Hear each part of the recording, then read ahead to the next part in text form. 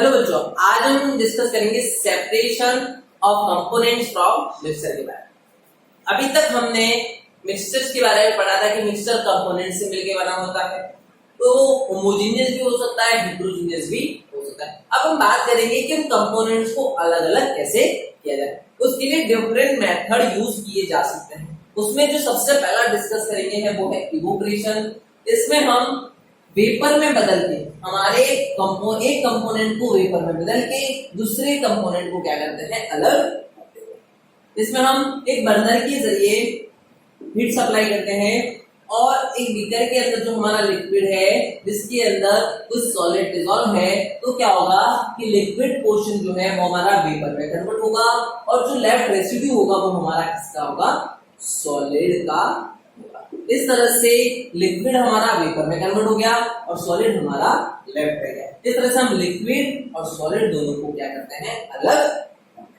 Example की बात करें तो सॉल्ट को अलग करना कहां से, सी वाटर से। कहां से, सी वाटर से।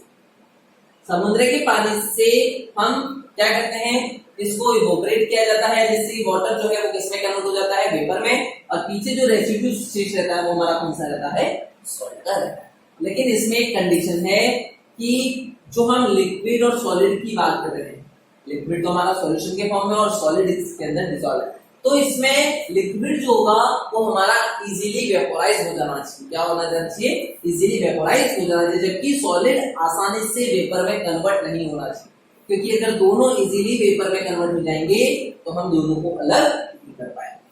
इसका टेम्परेचर यानी बहुत ही बॉइलिंग पॉइंट जो होगा वो बहुत ही ज्यादा होना चाहिए, क्योंकि तब तक तो हमारा लिक्विड वेपर में कन्वर्ट हो चुका होगा और हमें हीट करने की जरूरत नहीं पड़ेगी और हमें सॉलिड अलग से।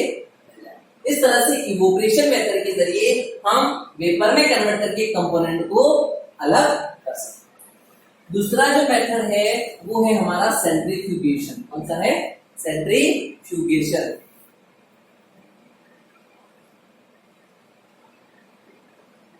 Centrifugation method.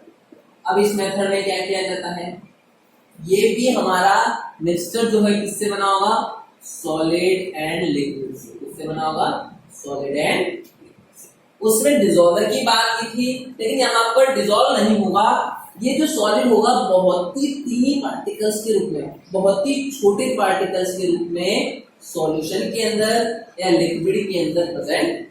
अब उसको हम अलग तो कर नहीं सकते फिल्टर पेपर के जरिए कि छान के अलग करें, तो उसके लिए हम क्या करते हैं, सेंट्रीफ्यूगेशन मेथड को अप्लाई करते हैं। उसमें क्या किया जाता है कि एक टेस्ट ट्यूब के अंदर हम क्या करते हैं, टेस्ट ट्यूब के अंदर लिक्विड को भर देते हैं, जिसके अंदर ये हमारे क्या है, टीनी पार्टिकल्स, ठीक है, जो पूरे सॉल्यूशन में भरे हुए हैं। अब इसको सेंट्रीफ्यूज किया जाता है, बहुत ही फास्ट घुमाया जाता है। एक मशीन आती है, उस मशीन में इसमें रखाया जाता है और हैंडल घुमाने से ये बहुत ही जल्दी होती है, जिसके कारण क्या होता है कि जो टीनी पार्टिकल्स होते हैं वो सेटल डाउन हो जाते हैं। क्या हो जाते हैं, सेटल डाउन हो जाते हैं और हमारा जो लिक्विड पोर्शन है वो ऊपर रह जाता है, और फिर उसको हम लिक्विड पोर्शन को अलग कर देते हैं और हमारे पार्टिकल्स वो इसमें रह जाते हैं। तो इस तरह से हम क्या करते हैं, सेंट्रीफ्यूगेशन मेथड के जरिए मिक्सचर के कंपोनेंट्स को सेपरेट। इसका जो एग्जांपल है वो है क्रीम को अलग करना मिल्क में से। Cream from milk, separate cream from milk. ये जो मेथड होता है वो इसके लिए यूज में आता। अब बात करेंगे सेपरेटिंग मिल्क। इसकी बात करें, सेपरेटिंग। अभी तक सॉलिड लिक्विड की बात हुई, अब हम लिक्विड की बात करेंगे ओनली। तो इसमें तीसरा जो मेथड है वो है हमारा सेपरेटिंग फनल।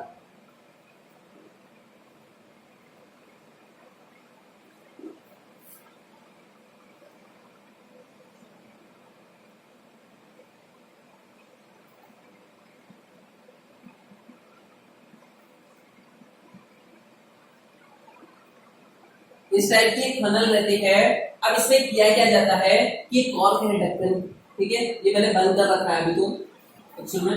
अब इसमें पहली तो कंडीशन है टू इमिसिबल लिक्विड। क्या है, टू मिसिबल लिक्विड के लिए सेपरेशन के लिए यूज किया जाता है। इमिसिबल मतलब जो आपस में डिसॉल्व ना हो। Example water and oil, water and oil. दूसरा एग्जांपल है वाटर एंड केरोसिन, कभी भी आपस में डिसॉल्व नहीं हो। तो इन दोनों किसी भी सॉल्यूशन का हम इस सॉल्यूशन को लेते हैं वाटर एंड केरोसिन की, तो जब हम इसको इसके अंदर डालते हैं तो ये क्या होता है कि अपनी अपनी लेयर बताता है। क्या करता है? अपनी अपनी लेयर बताता है। केरोसिन ऊपर चला जाता है, वाटर नीचे आ जाता है। जिसकी डेंसिटी हायर होगी वो क्या होगा? ऊपर अपनी लेयर शो करेगा, और जिसकी डेंसिटी कम होगी वो नीचे लेयर शो करेगा। फिर हम क्या करते हैं कि स्टॉप को खोलते हैं, जिससे हमारा लोअर वाला जिसकी डेंसिटी कम है वो लिक्विड इस छेद के जरिए क्या होता है? बाहर निकल आता है। और फिर जब इसको बंद करते हैं तो बीच में कौन सा बचा हमारा? Only kerosene. कौन सा बचा? केरोसिन। इस तरह से क्या किया जाता है कि हायर डेंसिटी और लोअर डेंसिटी जो कि इमिसिबल लिक्विड के फॉर्म में है उनको सेपरेटिंग फैनल के जरिए अलग किया जाता है। अब बात है सब्लिमेशन की। इसकी सब्लिमेशन। अब सब्लिमेशन जो है वो सॉलिड फॉर्म की बात है। इसकी बात है special solid form. Sublimation. Sublimation में क्या होता है? हमने जब स्टेट्स ऑफ मैटर देखी थी, हमने कहा था कि सॉलिड है वो लिक्विड में बदलता है, लिक्विड है वो गैस में बदलता है। उसके बाद हमने कहा था कि कई बार सॉलिड है वो डायरेक्ट गैस में भी बदलता है, और उसी मेथड को हम कहते हैं सब्लिमेशन। क्या कहते हैं? सब्लिमेशन। और यही मेथड हमारा यहाँ पर काम आएगा। कुछ कंपाउंड होते हैं हमारे ऐसे जो डायरेक्ट सॉलिड से गैस में बदलते हैं, जैसे कि अमोनियम क्लोराइड, फिर है नेफ्थेलिन, उसके बाद है कैम्फर। ये कुछ केमिकल कंपाउंड हैं जो किसी अगर मिक्सचर में प्रेजेंट हो और उनको अलग करना हो तो हम क्या करते हैं कि उन मिक्सचर को एक डिश में रख देते हैं और उसके बाद उसको हीट देना चालू करेंगे। तो उसमें क्या होगा कि ये जो कंपाउंड है वो क्या होंगे? डायरेक्ट सॉलिड से गैस में बदलेंगे। किसमें बदलेंगे? सॉलिड से गैस में। और इसके ऊपर मैं क्या रख देता हूँ? कोई चीज रख देता हूँ, जिससे क्या होगा? जब सॉलिड से गैस में बदलेगा तो वेपर फॉर्म होगी, और वही वेपर फॉर्म कहां पर? यहाँ पर कलेक्ट हो जाएगी। फिर इसको अलग करके इसको कूल किया जाएगा तो ये वापस किसमें कन्वर्ट हो जाएगा? सॉलिड के अंदर, और हमारा दूसरा सॉलिड यहाँ पर इस डिश के अंदर कलेक्ट हो जाएगा। तो इस तरह से सब्लिमेशन मेथड के जरिए हम क्या कर सकते हैं? अलग कर सकते हैं कंपोनेंट्स को जो कि मिक्सचर के अंदर प्रेजेंट। फिर है क्रोमेटोग्राफी। कौन सा है? क्रोमेटोग्राफी। क्रोमेटोग्राफी बहुत ही हाई लेवल पे काम आता है, और ये तब काम आएगा जब किसी सॉल्यूशन के अंदर दो से ज्यादा सॉलिड प्रेजेंट हो। क्रोमेटोग्राफी, दो से ज्यादा सॉलिड क्या हो? Dissolve. More than two solids are dissolve in a solution, that time chromatography technique is used to separate the components from mixture। ठीक है, अब इसमें ये ज्यादा डिटेल में पढ़ने की जरूरत नहीं है क्योंकि अभी आपके काम की नहीं है। इसका एग्जांपल है colours from dye. Colours from dye, dye में से कलर को अलग करना, और दूसरा हमारे ब्लड के अंदर से जो ड्रग्स होते हैं उनको भी अलग करना क्रोमेटोग्राफी टेक्निक के जरिए किया जाता है। फिर आता है डिस्टिलेशन और फ्रैक्शनल डिस्टिलेशन। दोनों सेम है, दोनों में कोई ज्यादा डिफरेंस नहीं है। डिस्टिलेशन, इन सबके डायग्राम क्या है? थोड़े कॉम्प्लिकेटेड है, मैं यहाँ बना नहीं सकता। आपकी बुक में डायग्राम दे रखे हैं तो आप वहां से इनको देख सकते हैं। फ्रैक्शनल डिस्टिलेशन, अब इन दोनों में काम क्या है? ये दोनों काम आते हैं मिसिबल लिक्विड के लिए। किसके लिए आता है? मिसिबल लिक्विड के, यानी ऐसे लिक्विड जो एक दूसरे के अंदर क्या हो? डिसॉल्व होते हो। क्या होते हो? डिसॉल्व होते हो। उनको अलग करने के लिए हम डिस्टिलेशन डिस्टिलेशन और फ्रैक्शनल डिस्टिलेशन मेथड का यूज करते हैं। ठीक है, लेकिन एक माइनर सा डिफरेंस है कि डिस्टिलेशन के अंदर और फ्रैक्शनल डिस्टिलेशन के अंदर ऐसे लिक्विड होंगे जिनके बॉइलिंग पॉइंट का डिफरेंस क्या होगा, बहुत ही ज्यादा होगा। Boiling point difference more difference, ठीक है, बहुत ही ज्यादा होगा। जबकि इसमें जो होगा बॉइलिंग पॉइंट का डिफरेंस क्या होगा, माइनर। कैसा होगा, तो जब जैसे कि कोई सॉल्यूशन है, मिक्सचर है, ठीक है, उसके अंदर एक ए सॉल्यूशन है, एक बी सॉल्यूशन है और एक सी सॉल्यूशन है।